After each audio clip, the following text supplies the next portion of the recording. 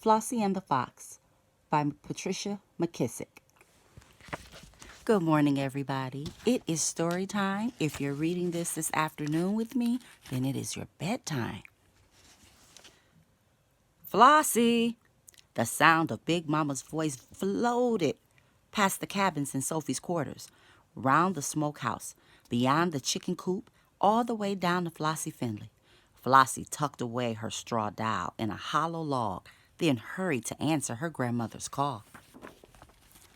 "Here I am, Big Mama," Flossie said after catching her breath. It was hot, hotter than usual Tennessee day. Big Mama stopped sorting peaches and wiped her hands and face with her apron. "Take these to Miss Viola over at Matt Cuchin place," she said, reaching behind her and handing Flossie a basket of fresh eggs. "Seemed like they'd been troubled by a fox. Miss Viola's chickens be so scared they can't even now lay a stone." Big Mama clicked her teeth and shook her head. "Why come Mr. J.W. can't catch the fox with his dogs?" Flossie asked, putting a peach in her apron pocket to eat later. "Every time they corner that old slickster, he gets away. I tell you, that fox is one sly critter." "How do a fox look?" Flossie asked. "I just remember ever seeing one." Big Mama had to think a bit. "Child, a fox be just a fox. But one thing for sure, that rascal loves eggs. He'll do almost anything to get some eggs."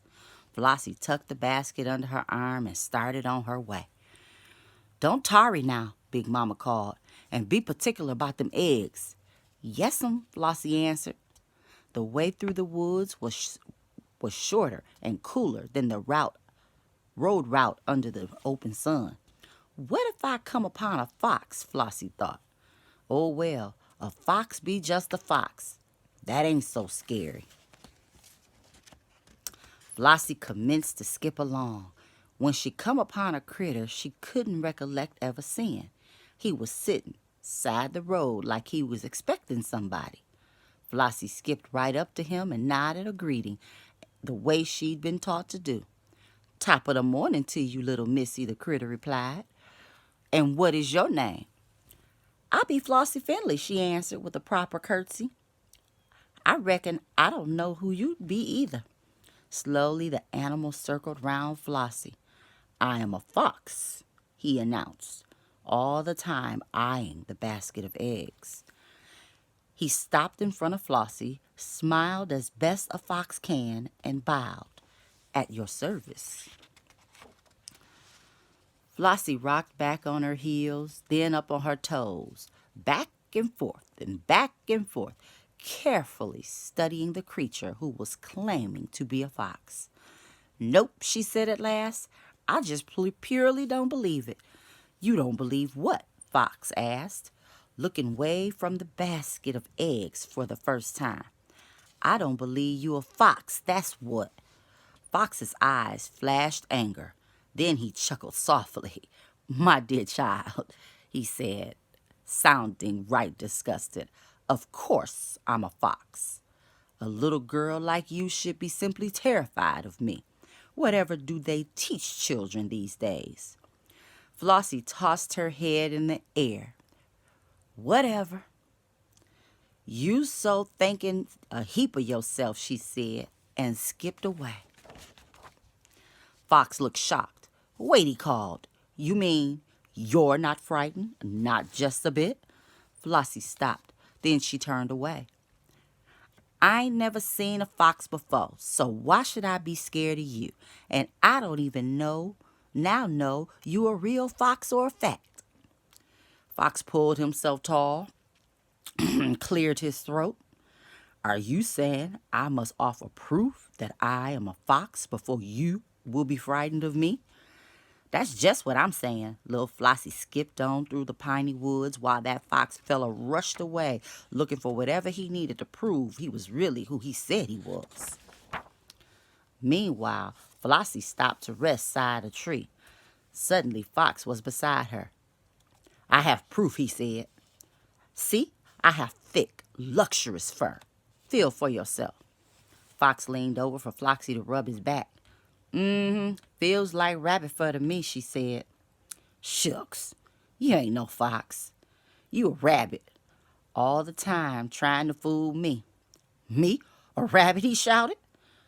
I have you know my reputation precedes me. I am a third generation of foxes who have outsmarted and outrun Mr. J.W. McCrushen's fine hunting dogs. I have raided some of the best hen houses from Franklin to Madison. Rabbit indeed. I'm a fox. You will act accordingly. Flossie hopped to her feet. She put her free hand on her hip and patted her foot. Unless you show you a fox, I'm not scared of nothing. And without further ceremony, Flossie skipped away. Down the road a piece, Flossie stopped by a bubbly spring. She knelt to get a drink of water. Fox came up to her and said, I have a long pointed nose. Now that should be proof enough. Don't prove thing to me. Flossie picked up some wildflowers. Come to think of it, she said matter of fact, rats got long pointed noses. And she snapped her fingers. That's it. You a rat. To pass yourself off as a fox, you a rat. That near about took Fox's breath away. I beg your pardon, he gasped. You can beg all you want, Flossie say, skipping on down the road. That still don't make you no fox. I'll teach you a thing or two, young lady, Fox called after her. You just wait and see. Before long, Flossie came to a clearing. A large orange tabby was stunning on a tree stump. Hi, pretty kitty, the girl say, and rubbed the cat behind her ears. Meanwhile, Fox slipped from behind a clump of bushes. Since you won't believe me when I tell you I'm a fox, he said stiffly, perhaps you will believe that fine feline creature toward whom you see to be having a measure of respect. Flossie looked at the cat and winked her eye. He sure used a heap of words, she whispered. Fox beckoned for the cat to speak up. Cat jumped to a nearby log and yawned and stretched. Then she answered, This is a fox because he has sharp claws and yellow eyes, she purred. Fox seemed satisfied, but Flossie looked at the cat. She looked at Fox, then once more at both, just to be sure, and she sighed. All due respect, Miss Cat, but you both got sharp claws and yellow eyes. So that don't prove nothing. Simply that both y'all's is cats. Fox went to howling and running around in circles. He was plumb beside himself. I'm a fox and I know it, he shouted. This is absurd. No call for you to use that kind of language, Flossie said, and she skipped away. Wait, Fox followed as he pleaded. I just remembered something. It must be the solution to this horrible, horrible situation. Good. It's about time. I have a bushy tail. Fox seemed to perk up. That's right, he said. All foxes are known for their fluffy, bushy tails. That has got to be adequate proof. Ain't got to be. You got bushy tail. So do squirrels. Flossie pointed to one overhead, leaping from the branch to the branch of the other tree. Here, have a bite of this peach, she said, offering Fox first bite of her treat. But Fox was crying like a natural-born baby. No, he sobbed. If I promise you I'm a fox, won't that do? Flossie shook her head no. Oh, woe is me, Fox hollered. I may never recover my confidence. Flossie didn't stop walking. That's just what I've been saying. You just a old confidencer. Come telling me you was a fox, then can't prove it. Shame on you. Long about that time, Flossie and the fox came out of the woods. Flossie cupped her hands over her eyes and caught sight of Mr. McCutcheon's quarters and Miss Viola's cabin. Fox didn't notice a thing. He just followed behind Flossie, begging to believe. Give me one more last chance, he pleaded. Flossie turned on her heels. Okay, but just this once more. Fox tried not to whimper, but his voice was real unsteady, like, I have sharp teeth, and I can run exceedingly fast. He waited for Flossie to say something. Slowly the girl rocked from heel to toe, back and forth and back and forth. You know, she finally said, smiling, it don't make much difference what I think anymore. What? Fox said. Why? 'Cause there's one of Mr. J.W. McCutcheon's hounds behind you. He got sharp teeth and can run fast, too. And by the way, that hound's looking all over for you.